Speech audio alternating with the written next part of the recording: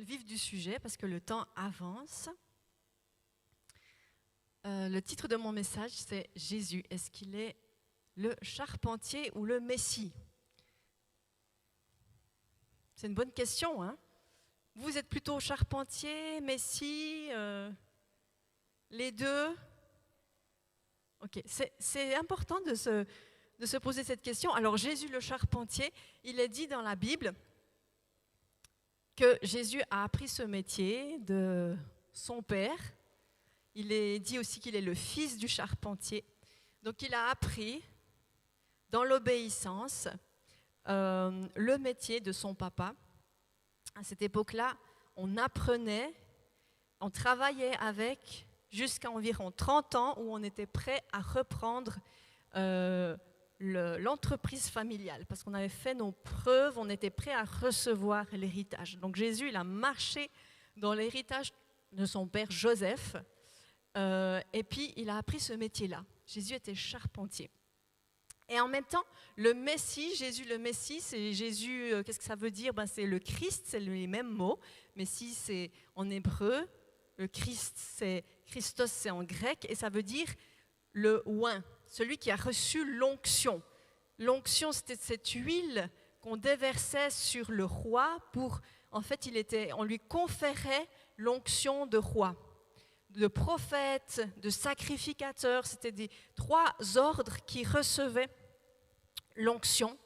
Et Jésus, il est dit qu'il est le Messie, ça veut dire en fait qu'il était celui qui était choisi par Dieu, le Fils de Dieu, pour venir en fait dans le monde nous sauver. Donc le Messie, c'est pas juste un titre comme ça, c'est pas non plus le nom d'un footballeur en fait, mais c'est celui qui est le Seigneur, le Sauveur, le Libérateur. Et vous savez que en fait, le monde entier attend un Messie. Les religions attendent chacune un Messie, un envoyé spécial. Les Juifs attendent le Messie.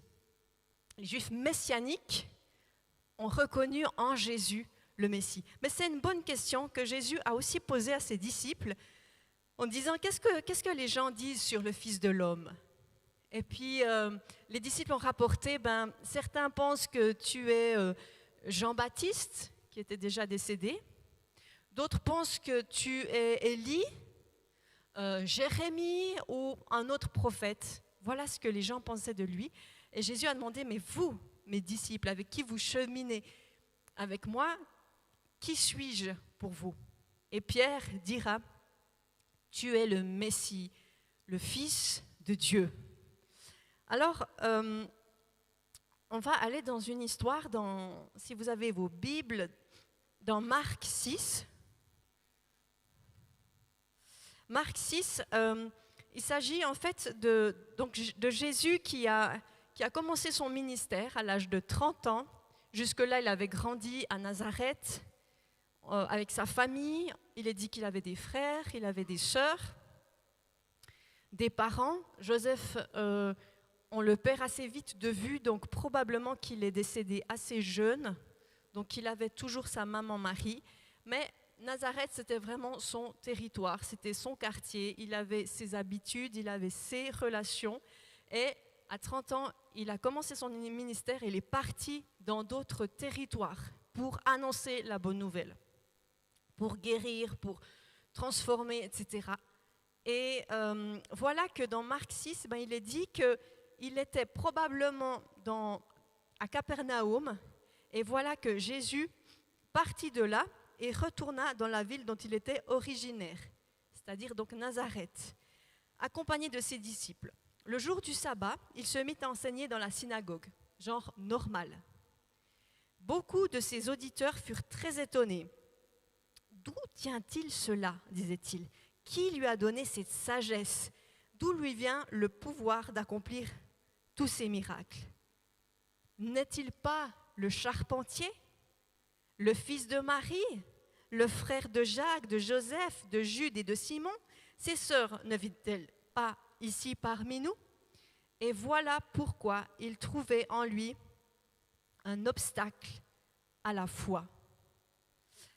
Alors Jésus leur dit, c'est seulement dans sa patrie, dans sa parenté et dans sa famille que l'on refuse d'honorer un prophète. il ne put accomplir là aucun miracle, sinon pour quelques malades à qui il imposa les mains et qu'il guérit. Il fut, donc Jésus, très étonné de leur incrédulité. On a ici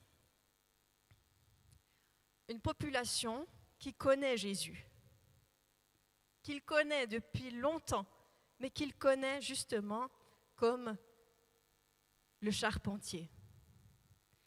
Et en fait, cette familiarité négative ici va être un obstacle à la foi, qui va être une occasion de chute, en fait, pour eux. Ça va les empêcher d'entrer de ce que Dieu avait prévu pour eux, parce qu'ils ont vu quelque chose de familier et quelque chose, en fait, de l'ordre des habitudes. Vous voyez, quand il y a de la familiarité, en fait, ça coupe l'onction. La familiarité coupe l'onction dans l'Église, dans les familles, sur les lieux de travail. Cette familiarité qui fait qu'on prend des raccourcis que, de toute façon, on connaît, hein, on sait déjà comment ça se passe, on connaît la personne, et puis on ne voit pas Dieu derrière. Alors parce que je suis un petit peu embêtée avec ça, parce que je me dis, bon, je vous parle, et puis vous allez tous dire, non mais c'est bon, Jésus, si vous avez donné votre vie à Jésus, vous savez qu'il est le Messie, qu'il est celui qui était promis et qui est arrivé, n'est-ce pas? Donc on est là, bon, ben alors quel est le problème? Jésus, c'est le Messie pour nous. Oui, il a appris le métier de charpentier et tout, mais le problème, c'est que Dieu se cache derrière les uns les autres. Et si je ne suis pas capable de reconnaître l'Esprit de Dieu dans mon frère, dans ma sœur, dans une autorité que Dieu me donne, eh bien, je vais passer à côté. Je dis, oui, mais bon, je sais comment ça se passe, je sais comment elle parle, je sais comment il parle. Et puis, cette familiarité, eh bien, va couper l'onction. Le mot, hein, ici, l'obstacle. Ah oui, c'est pour ça que tu as réagi. Mais vous avez, excusez, obstacle à la fois. Dans Matthieu, il fallait rien dire, vous voyez. Matthieu 11, Jean-Baptiste s'est aussi posé la question. Jésus, est-il le charpentier ou le Messie? À un moment donné, Jean-Baptiste est emprisonné à cause de sa foi, à cause de son message.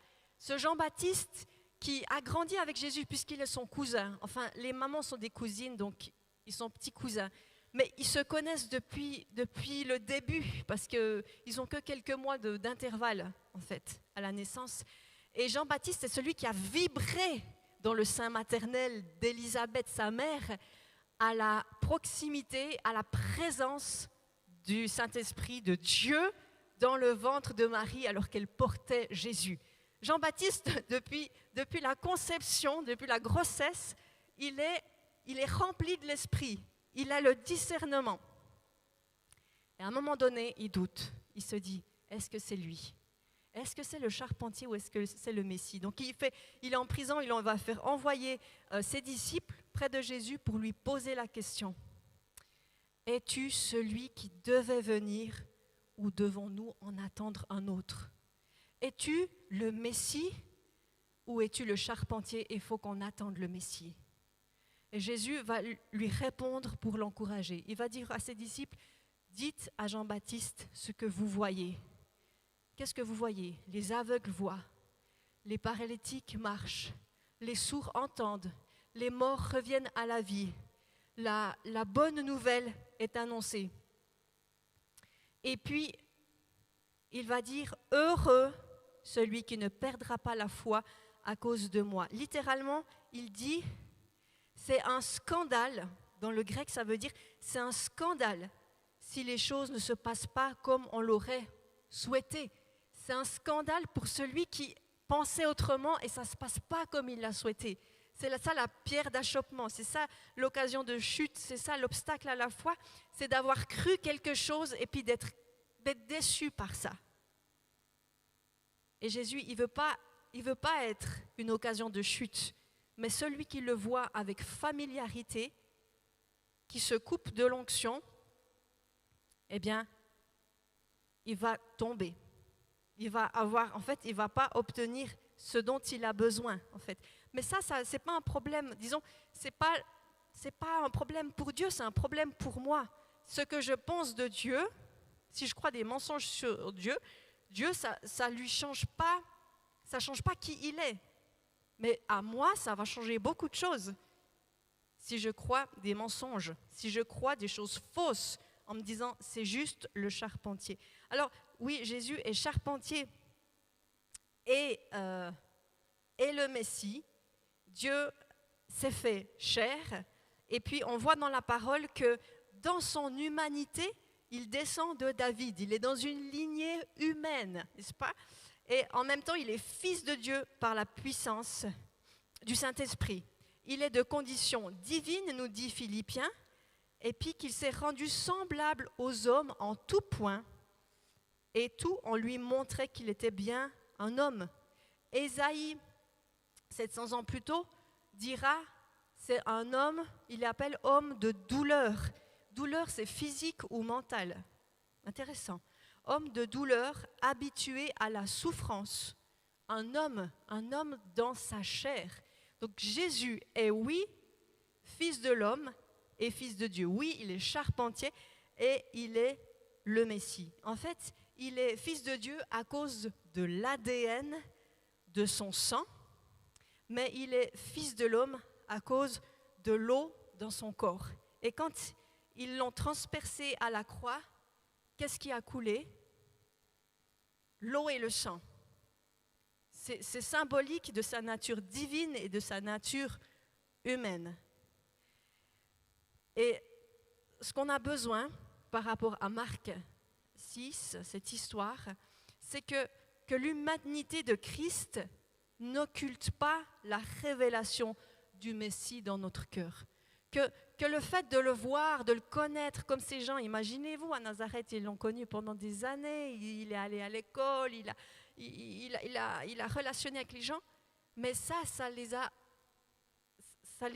cachés, en fait. Ces choses-là, qui avaient trop d'importance à leurs yeux, les a caché en fait la divinité de Dieu. Et puis, en même temps, alors que Dieu est homme, Jésus s'est fait homme, on a besoin de laisser l'onction de Jésus, le charpentier, nous rencontrer. Parce qu'il était un homme. Il était, Hébreu dit qu'on a un grand souverain sacrificateur qui a traversé les cieux. Et puis, il a été tenté en toutes choses, comme nous. Et il n'a pas commis le péché. Il a vécu les mêmes tentations, les mêmes difficultés, sans toutefois pécher. Et donc, comme il a souffert ces choses-là, il peut secourir ceux qui sont tentés.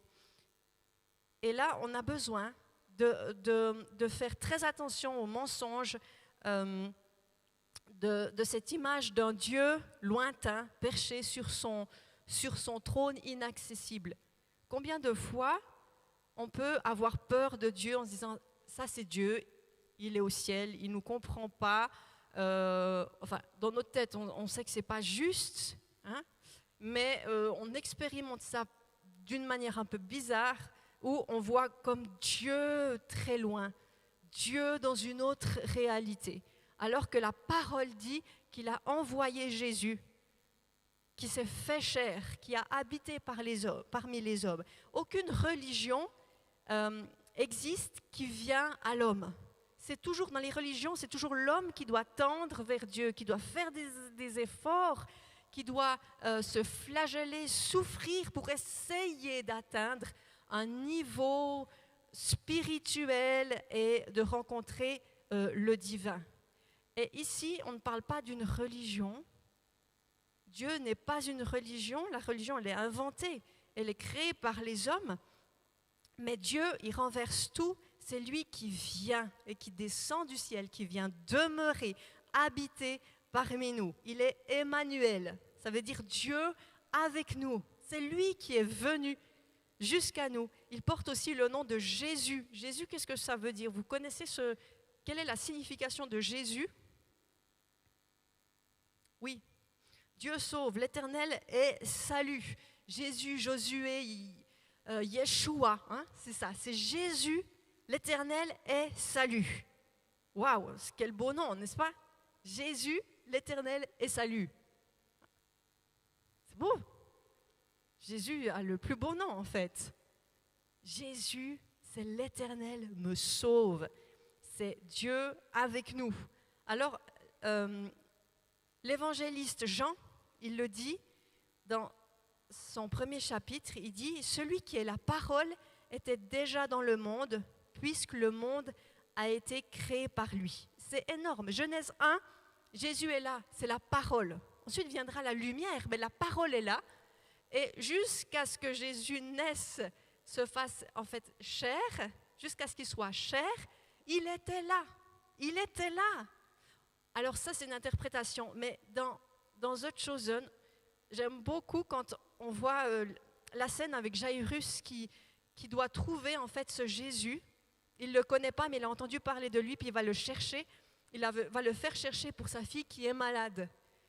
Et dans la scène, je trouve très touchant et très intéressant parce que quand il voit, je ne sais pas si vous vous souvenez ou si vous l'avez vu, mais quand il voit Jésus, il dit « Mais je te connais, je t'ai lu, j'ai lu dans la Torah. » Il le reconnaît. Et moi, je crois que c'est vraiment juste parce que Jésus était là, sous la forme de la parole, de Logos. Il était là et certains l'ont accueilli quand il est arrivé. Ils l'ont reconnu. Ils ont dit, mais on connaît la présence. Comme ils vont reconnaître quand le Saint-Esprit va arriver, ils vont reconnaître la présence de Jésus. C'est toujours Dieu, en fait. L'ADN n'a pas changé. Mais Jésus est là de toute éternité, en fait. Et une fois, il a été dans ce corps. Parce que Jean 1, 14 dit, celui qui est la parole est devenu homme, est devenu chair, et il a vécu parmi nous, il a tabernaclé parmi nous, il a demeuré parmi nous. Et Acte 2, 31, j'aime aussi beaucoup parce que là c'est Pierre qui dit que David a entrevu par avance la résurrection du Christ. Il dit que David, le roi David était prophète parce qu'il avait vu, il savait la prophétie que sur sa lignée, il y aurait un roi qui resterait sur le trône. Et en fait, il avait déjà vu Jésus, vous vous rendez compte, 1000 ans plus tôt, dans la foi, dans l'esprit, parce que l'esprit est là, les choses, il les a vues. Comme Abraham, père de la foi, il n'est pas le père de la foi, il croit en je ne sais pas quoi. Non, il a vu Jésus dans la foi. Vous vous rendez compte de ce qu'on peut voir 1000 ans avant? Est-ce que vous avez envie d'être prophétique et de voir les choses 1000 ans avant? Ben, vous pouvez le faire. David, il était un homme comme nous. Et puis, il a vu les choses. Ça veut dire que Jésus, waouh, il était là. On a besoin, quand on réalise ces choses-là, on a besoin de creuser. Parce que ça veut dire qu'il y a des trésors qui sont enfouis. Chercher les trésors du royaume. On a besoin de creuser dans la bonne terre pour trouver des vérités et des révélations et pour pas se stopper à une familiarité avec Jésus. Proverbe 25, 2, tu as parlé tout à l'heure, Lucie, de cache-cache. Ça, c'est le cache-cache de Dieu. Proverbe 25, 2, qui dit que la gloire de Dieu, c'est de cacher les choses et la gloire des rois, c'est de sonder les choses. Nous sommes des rois et des reines. Et Dieu cache des choses, pas pour qu'on ne les trouve pas, mais pour qu'on les trouve justement, pour qu'on les sonde, pour qu'on aille à la recherche. Dieu révèle aux humbles, aux petits, ce qu'il cache aux sages de ce monde. Donc, ne creuse pas dans la terre du raisonnement de la logique humaine, mais creuse dans la terre du royaume. Parce que 1 Corinthiens 1, 27 dit que Dieu a choisi ce que le monde considère comme une folie pour confondre les sages, et il a choisi ce qui est faible pour couvrir de honte les puissants. Donc, il y a une invitation à aller dans les choses de l'esprit, parce que l'œil ne voit pas ces choses-là. Il faut aller dans l'esprit. 1 Corinthiens, un autre passage de 1 Corinthiens 2, je vais lire à partir du verset 6, qui dit « Cependant, nous aussi, nous enseignons une sagesse aux chrétiens spirituellement adultes. Il ne s'agit pas, bien entendu, de ce qu'on appelle sagesse dans ce monde, ni de la sagesse des grands de ce monde qui sont destinés à disparaître. Non, nous exposons la sagesse de Dieu, écoutez bien, secrète. La sagesse de Dieu est secrète jusqu'à présent et qui demeure cachée au monde. Dieu l'avait préparée avant le commencement du monde. Dieu avait préparé cette sagesse avant le commencement du monde en vue de notre gloire. Cette sagesse-là, les grands de ce monde ne la connaissent pas, car s'ils l'avaient connue, ils n'auraient pas crucifié le Seigneur glorieux. Mais comme dit l'Écriture, il s'agit de ce que l'œil n'a pas vu, ce que l'oreille n'a pas entendu, ce que l'esprit humain n'a jamais soupçonné, mais que Dieu tient en réserve pour ceux qui l'aiment. Dieu nous les a révélés par l'Esprit, ces choses secrètes. Car, écoutez bien, l'Esprit sonde tout, même les profondeurs de Dieu. Lequel des hommes, en effet, connaît les choses de l'homme, si ce n'est l'Esprit de l'homme qui est en lui? De même, personne ne connaît les choses de Dieu, si ce n'est l'Esprit de Dieu. Nous sommes mis au défi d'aller plus profond dans les choses de l'Esprit. Il y a des choses que les hommes peuvent enseigner à travers la compréhension humaine, mais Paul, ici, est en train de nous dire qu'il existe une révélation qui ne peut être révélée que par l'Esprit. Et si nous voulons aller dans les choses profondes de Dieu, il n'y a que l'Esprit qui puisse enseigner ces choses profondes. En même temps qu'on descend dans ces profondeurs, on est amené à monter à l'échelle de la présence de Dieu pour rencontrer ces mystères. Vous avez entendu parler de l'échelle de Jacob? Oui? Non? Genèse 28, c'est donc Jacob qui est en fuite. Le soir, il se couche et Genèse 28, 12, dans son rêve, il vit une sorte d'escalier, en fait d'échelle, reposant sur la terre et dont le haut atteignait le ciel. Et voici que des anges de Dieu montaient et descendaient de cette échelle. L'Éternel lui-même se tenait tout en haut. La bonne nouvelle dans cette révélation de Jacob, c'est que les anges sont déjà là. Vous avez vu le détail? Les anges, il est dit, montaient et descendaient. Pas dit ils descendaient depuis le ciel et ils remontaient. Non, ils montaient, donc ils étaient sur la terre et ils descendaient. Les anges sont déjà là. Ça devrait nous encourager. Les anges sont déjà là. Le mouvement de l'esprit est là, le mouvement angélique est là. Il y a un mouvement dans cette histoire de l'échelle entre le ciel et la terre. Le ciel, c'est le lieu des décisions. La terre, c'est le lieu de manifestation.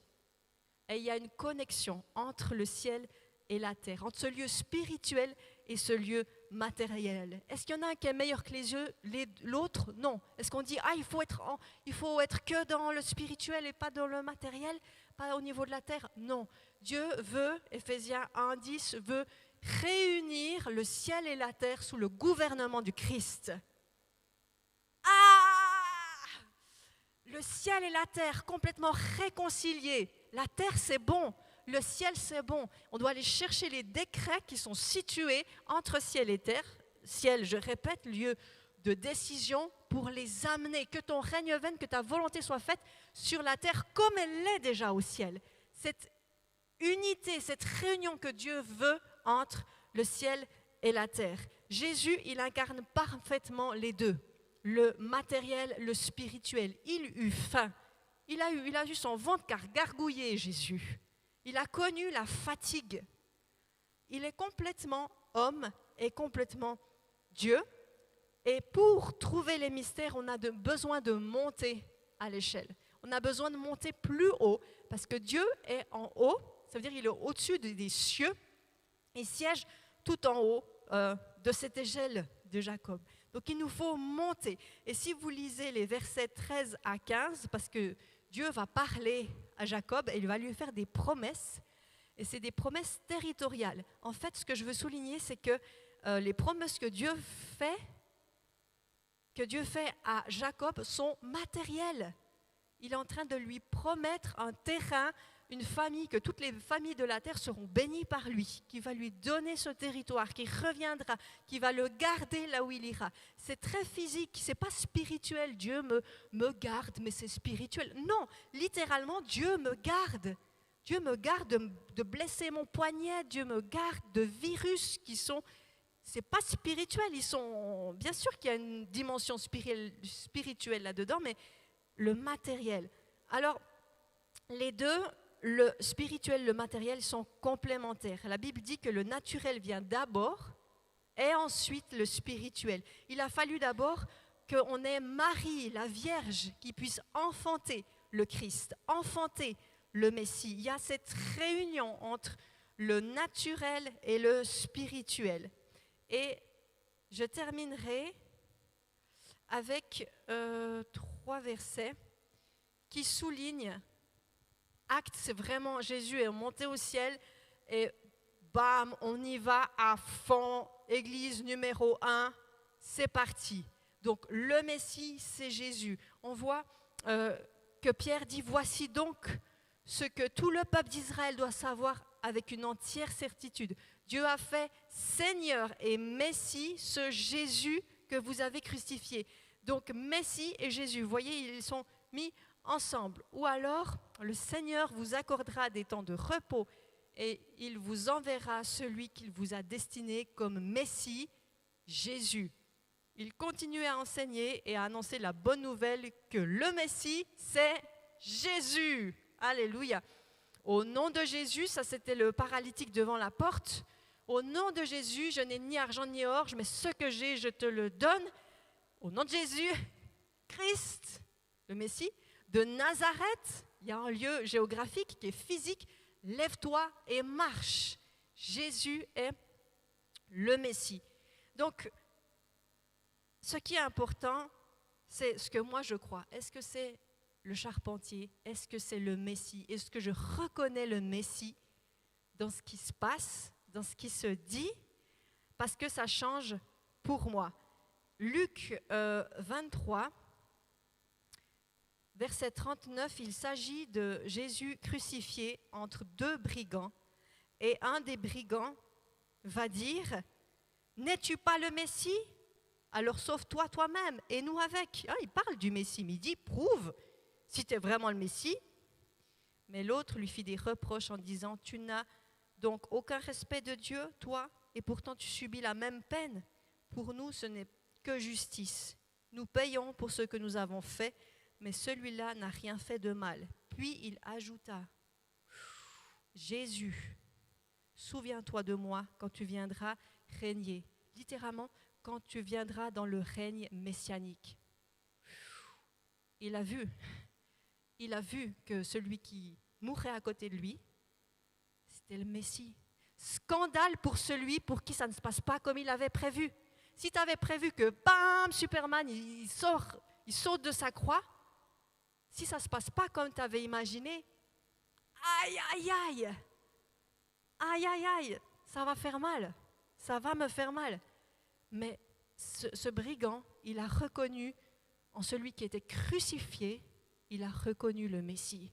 Et Jésus lui dira, on le sait, qu'il l'a reconnu parce qu'il dit, Jésus, vraiment je te l'assure, aujourd'hui même tu seras avec moi dans le paradis. Et ça a changé sa destinée. C'était un salut in extremis. Ce crucifié n'a pas eu le temps de se faire baptiser. S'il avait eu le temps, il l'aurait fait. Parce que le baptême, c'est reconnaître que Jésus est le Messie, justement, qu'il est mon Messie, que je ne peux pas me sauver par moi-même, que j'ai besoin de lui.